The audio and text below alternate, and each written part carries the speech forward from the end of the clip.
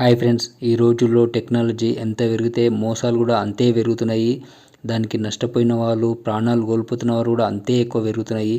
ఈరోజు మన చుట్టూ ఎలాంటి వారు ఉన్నారు, వారు మనల్ని ఎలా ట్రాప్ చేసి మోసం చేస్తున్నారో తెలుసుకోకపోతే రేపటి రోజు మనం కూడా ఆ మోసగాలకు చిక్కిన ఒక బాధ్యతుడిగా మనల్ని మనం కోల్పోయి మనల్ని నమ్ముకున్న ఫ్యామిలీని నట్టేట ముంచిన వాళ్ళం అవుతాం.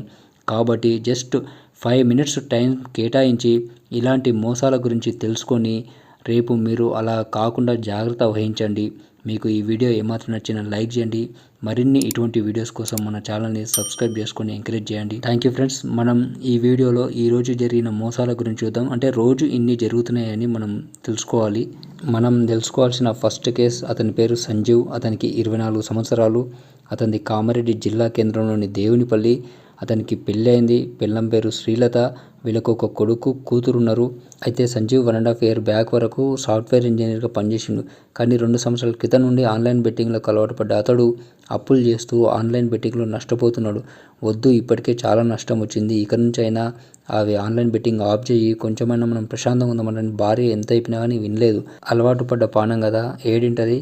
అట్లా భార్య ఎంత అయిపోయినా వినకుండా అట్లే ఆన్లైన్ బెట్టింగ్లో అప్పులు చేస్తున్నాడు, పొడగొడుతున్నాడు. అయితే 6 నెలల క్రితం అతన్ని వదిలేసి వెళ్ళిపోయింది. అతనికి ఇప్పటికీ 85 లక్షల పైన అప్పులైనాయి. అంత అప్పు ఒక్కసారిగా కనబడేసరికి అతనికి ఎట్లా తీర్చాలో అర్థం కాలేదు. ఎందుకంటే అప్పులు ఇచ్చిన వాళ్ళు ఊరుకుంటారా, వాళ్ళు బాగా ప్రెజర్ చేస్తుంటారు, మా పైసలు మాకు ఇయ్యి అంటని చెప్పి. అట్లా ప్రెజర్స్ ఎక్కువైపోయినాయి, అతనికి అప్పులు ఎక్కువైపోయినాయి. ఏం చేయాలనో అర్థం కాలేదు. సూసైడ్ చేసుకొని చనిపోయిండు. ఇప్పుడు భార్య, పిల్లలు ఆగం. ఇది first case. Second case, Arvind Kumar, 23 సంవత్సరాలు. అతని తండ్రి దుర్గాప్రసాద్. అతను సొంతూరైన ఆంధ్రప్రదేశ్లోని అంబేద్కర్ కోనసీమ జిల్లాలో మండపేట మండలం సైదులపేటలో సొంతూరులో ఉంటున్నాడు. తల్లి హైదరాబాద్లోని మాదాపూర్లోని శిల్పా హిల్స్ కాలనీలో ఒక అపార్ట్మెంట్లో సెక్యూరిటీగా పనిచేస్తూ 3 పిల్లల్ని చూసుకుంటుంది. వీళ్లకు పెద్ద కుమారుడే ఈ అరవింద్ కుమార్. ఇతను అదే అపార్ట్మెంట్లోని ఒక ఆఫీస్లో ఆఫీస్ బాయ్గా పనిచేస్తున్నాడు. ఇతనికి 6 నెలలుగా ఆన్లైన్ గేమ్స్ ఆడటం అలవాటైంది. అంతకుముందుకు లేకుండా కానీ 6 నెలల నుంచి అలవాటైంది. అలా ఆన్లైన్ గేమ్స్ ఆడి 6 నెలల్లో 2 లక్షలు ఓడగొట్టుకున్నాడు. ఈ ఎట్లా పోయినాయి మళ్ళీ సంపాదించుకుందాము. ఈ ఆన్లైన్ గేమ్స్ ఆడేటప్పుడు ఎట్లుంటుందంటే, ఈ ఎలా పోయిన పైసలు అవి ఇవి అన్నీ కలిపి ఎలా సంపాదించుకుందాము అంటని చెప్పి ఉంటుంది. అట్లా ఆదివారం రాత్రి మళ్ళీ ఆడి ఆ ఒక్కరోజు రాత్రి 60,000 ఓడగొట్టుకున్నాడు. ఈ విషయం తల్లికి తెలిసి తల్లి తిట్టేసరికి ఆ మనస్తాపానికి గురై ఆత్మహత్య చేసుకున్నాడు. ఎందుకంటే తల్లిదండ్రి ఎంతో కష్టపడుతున్నారు. ఈమె సెక్యూరిటీగా పనిచేస్తున్నది, ఆయన ఊర్లో ఉండి పనిచేస్తున్నాడు, ఇలా 3 పిల్లల్ని చూసుకుంటున్నారు. ఇట్లా ఎంతో కష్టపడితే ఆ పైసలు వస్తాయి. అటువంటిది ఈయన 6 నెలల 2 లక్షలు, ఒక్కరోజు 60,000 ఓడగొట్టేసరికి ఎవరైనా తిడతారు. కానీ ఆ తిట్టినందుకు అతను బాధపడి ఆత్మహత్య చేసుకున్నాడు. ఇప్పుడు వాళ్ళకు పైసలు పోయినాయి, ప్లస్ కొడుకు పోయిండు. ఇది ఆన్లైన్ బెట్టింగ్లో జరుగుతున్న మోసాలు. ఎవరు అలవాటు పడకండి. ఎందుకంటే ఆ స్పాట్లో వచ్చే డబ్బులు కోసము తర్వాత ఎంతో ఓడగొట్టుకుంటారో చాలామందిని చూస్తున్నాం కదా మనము. కాబట్టి ఇటువంటి జరగకుండా చూసుకోండి. ఇప్పుడు థర్డ్ కేస్, ఒక అబ్బాయి ఆన్లైన్లో అంటే ఇట్లా సోషల్ మీడియాలో ఒక యాడ్ చూసిండు. ఆన్లైన్లో క్యాషినో ఆడండి, బహుమతులు గెలుచుకోండి అంటని చెప్పి ఒక యాడ్ చూసిండు. యాడ్ చూసి సరే ట్రై చేద్దామంటని చెప్పి ఆడిండు. ఫస్ట్ టైం 1000 రూపాయలు గెలుచుకున్నాడు. మళ్ళీ 4 సార్లు ఆడిండు. 4 సార్లకు అతనికి 6,000 వచ్చినాయి. ఫస్ట్ టైం 1000 రూపాయలు వచ్చినాయి. తర్వాత 4 సార్లు ఆడితే 4 సార్లు వరుసగా 6,000 రూపాయలు వచ్చినాయి. ఇంకా అతని ఆనందానికి అవధులు లేకుండా పోయినాయి. ఇప్పుడు అతను ఆడే యాప్లో అక్కడి నుండి అంటే ఆన్లైన్లో అతనికి గైడెన్స్ ఇస్తున్నారు. ఆ గైడెన్స్ ఇచ్చే వాళ్ళు ఏం చెప్తారంటే, మీరు ఇంకా ఎక్కువ పెట్టండి, ఇంకా ఎక్కువ సంపాదించుకోవచ్చు, ఎక్కువ పెడితే ఎక్కువ లాభం వస్తుంది అంటని చెప్పి వాళ్ళు చెప్పారు. ఇతను కూడా సరే అన్నాడు. ఎందుకంటే అలవాటు పడ్డది కదా. ఇప్పుడు ఫస్ట్ టైం 1000 రూపాయలు వచ్చినాయి, తర్వాత 4 సార్లు ఆడితే 4 సార్లు వరుసగా వచ్చినాయి లాభాలు. ఇప్పుడు అక్కడిక్కడ చేసి 3.5 లక్షలు చెల్లించిండు వాళ్ళకు. వాళ్ళు చెప్పిన అకౌంట్కి వేసిండు 3.5 లక్షలు. అప్పుడు తన అకౌంట్లో 25 లక్షలు చూపిస్తుండు. అంటే 21.5 లక్షలు ప్రాఫిట్ వచ్చింది అతనికి. 3.5 లక్షలు కడితే 25 లక్షలు చూపిస్తుంది. 21.5 లక్షలు లాభం వచ్చింది. అది విత్డ్రా చేసుకుందాము అంటని చెప్పి ట్రై చేస్తే అతనికి విత్డ్రా అవ్వట్లేదు. మీరు 25 lakhs విత్డ్రా చేసుకోవాలంటే మీరు ఇంకా 15 lakhs కట్టాలి. 15 lakhs కడితేనే మీరు విత్డ్రా చేసుకోవడానికి ఎలిజిబుల్ అవుతారు అంటని చెప్పి వాళ్ళు కండిషన్ పెట్టారు. 25 లక్షలు వస్తున్నాయి కదా, 15 lakhs కడితే కూడా మరింత ప్రాఫిట్ వస్తుంది అంటని చెప్పి అతను తల్లి బంగారాన్ని తాకట్టు పెట్టిండు. తండ్రి వాళ్ళ ఫ్రెండ్స్ దగ్గర, వాళ్ళ దగ్గర, వీళ్ళ దగ్గర చేసి అప్పులు చేసిండు. మొత్తం మీద అక్కడిక్కడ చేసి 15 లక్షలు కట్టిండు. కట్టినాక విత్డ్రా చేసుకుందామంటే కూడా వస్తలేదు. ఎందుకంటే అతనికి విర్చువల్గా చూపించేది అంతా ఫేకు. అతను కట్టిన 3.5 లక్షలు ఎప్పుడో పోయినాయి, ఇప్పుడు 15 లక్షలు పోయినాయి. ఆ ప్రాఫిట్ లేదు, అసలు లేదు, మొత్తం లేదు. ఇట్లా సోషల్ మీడియాలో వచ్చే లింక్స్ క్లిక్ చేసి ఆ మాయగాలకు చిక్కకండి, పైసలు ఓడగొట్టుకోకండి. 2025 ఇయర్ స్టార్ట్ అయినాక ఇప్పటికీ 45 డేస్ అవుతుంది. 45 డేస్లో సైబర్ క్రైమ్స్ 380 కేసెస్ నమోదైనాయి. మొత్తం 90 crores ఓడగొట్టుకున్నారు ఇప్పటి వరకు. కాబట్టి రోజుకి ఎన్ని కేసులు అవుతున్నాయి అనేది అబ్జర్వ్ చేయండి. ఇట్లా ఆన్లైన్లో పుణ్యానికి వచ్చిన డబ్బుల కోసం ఆశపడకండి, పొడగొట్టుకోకండి. అంతేకాకుండా వాళ్ళు ఇంకా కొత్త కొత్త మార్గాలను వెనుకుంటారు. విదేశాల్లో ఐటీ, ఫార్మా కంపెనీలో పెట్టుబడులు, వ్యవసాయ రంగంలో చాలా లాభం వస్తుంది అంటని చెప్పి 70%, 80% లాభం వస్తుందని చెప్పి ఆన్లైన్లో లింకులు కనిపిస్తాయి మనకు. ఒక అతను దుబాయ్లో ఐటీ కంపెనీలో ఇన్వెస్ట్మెంట్ పేరుతోటి లింక్ కనిపిస్తే ఓపెన్ చేసి అందులో 18 లక్షలు ఇన్వెస్ట్మెంట్ చేసిండు, పొడగొట్టుకున్నాడు. ఒక ఆయన స్టాక్ మార్కెట్ ట్రేడింగ్లో సలహాలు ఇస్తాము, టిప్స్ ఇస్తామంటని చెప్పి 2.5 లక్షలు ఖైరతాబాద్కి చెందిన అతను ఓడగొట్టుకున్నాడు.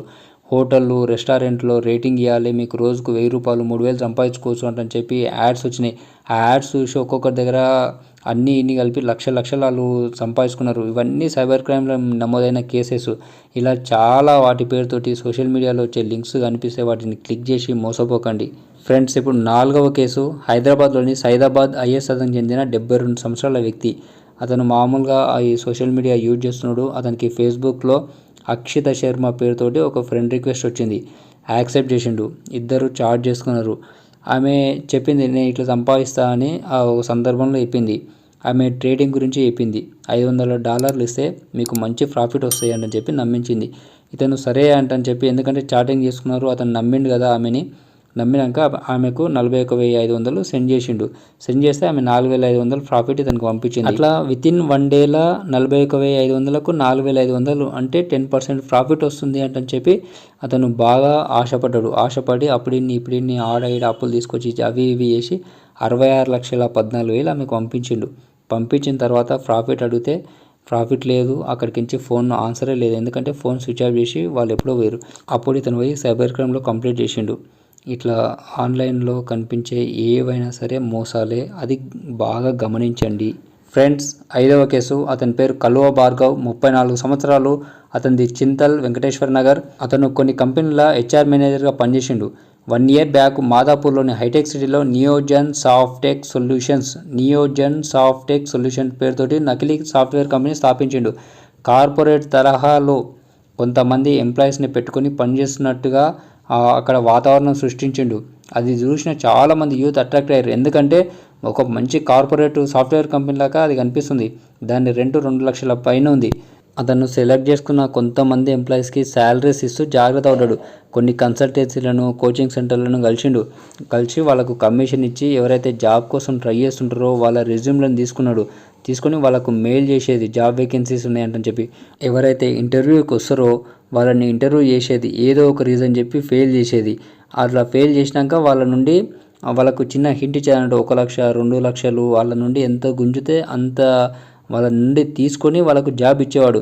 జాబ్ ఇచ్చి ఫస్ట్ మీకు ప్రాజెక్ట్ వర్క్ ఉంటుంది, అది చేయాలని చెప్పి ప్రాజెక్ట్ వర్క్ లేకున్నా ఏం వర్క్ లేకున్నా వాళ్ళని ఆఫీస్కి పిలిపించి ఆఫీస్లో కూర్చోబెట్టేవాడు. ఏం పని చేయకుండా, శాలరీస్ లేకుండా వాళ్ళు ఉట్టినే ఆఫీస్లో కూర్చొని బోర్ వచ్చి లాస్ట్కు శాలరీస్ కూడా రాకపోయేసరికి శాలరీస్ వస్తలేవు ఏంది అని చెప్పి అందరు కలిసి అడిగేసరికి అతను లాక్ వేసుకున్నాడు, పోయిండు, అజ్ఞాతంలోకి వెళ్ళిపోయిండు. ఇప్పటి వరకు అతను ఏపీ, తెలంగాణ నుంచి 200 మందిని పైగా మోసం చేసినట్టు తెలుస్తుంది. ఒక్కొక్కరి నుండి 1,00,000, 2 లక్షలు అంటే అతను ఎంత సంపాదించుంటాడు, ఎంతమందిని మోసం చేసిండో మనం అర్థం చేసుకోవచ్చు. ఇప్పటి వరకు అతనిపై లాలాగూడ, మాదాపూర్, జీడిమెట్ల, నాగర్ కర్నూలు, కల్వకుర్తి వంటి పోలీస్ స్టేషన్లలో కేసులు నమోదైనాయి. అజ్ఞాతం ఉన్న అతని ఆదివారం నాడు పట్టుకుని అదుపులోకి తీసుకొని విచారిస్తున్నారు. ఇంకెంతమందిని మోసం చేసిండు అనేది మనకు క్లియర్ డీటెయిల్స్ తర్వాత తెలుస్తుంది. ఇట్లా కొన్ని సంవత్సరాల పాటు చదువుకొని లాస్ట్కు జాబ్ కోసం మళ్ళీ అప్పులు తీసుకొచ్చి కట్టి వచ్చే జాబు జీతంతో అప్పులు తీర్చుకుందాము అంటని చెప్పి ఎన్నో కలలు కంటారు. కానీ ఆ అప్పు పోయింది, ఇన్ని రోజుల చదువులో పోయింది. ఇట్లా ఏ విధంగా చూసినా మోసాలు జరుగుతున్నాయి. కాబట్టి కొంచెం జాగ్రత్త ఉండండి. ఏదైనా సరే కొంచెం బాగా పరిశీలించిన తర్వాత స్టెప్ ముందుకేయండి. మీరు కూడా ఇటువంటి మోసాలకు గురి కావద్దని చెప్పి నేను కోరుకుంటున్నా. మీకు ఈ వీడియో నచ్చితే లైక్ చేయండి. మరిన్ని అప్డేట్స్ కోసం ఛానల్ని సబ్స్క్రైబ్ చేయడం అసలు మర్చిపోవద్దు. Thank you friends.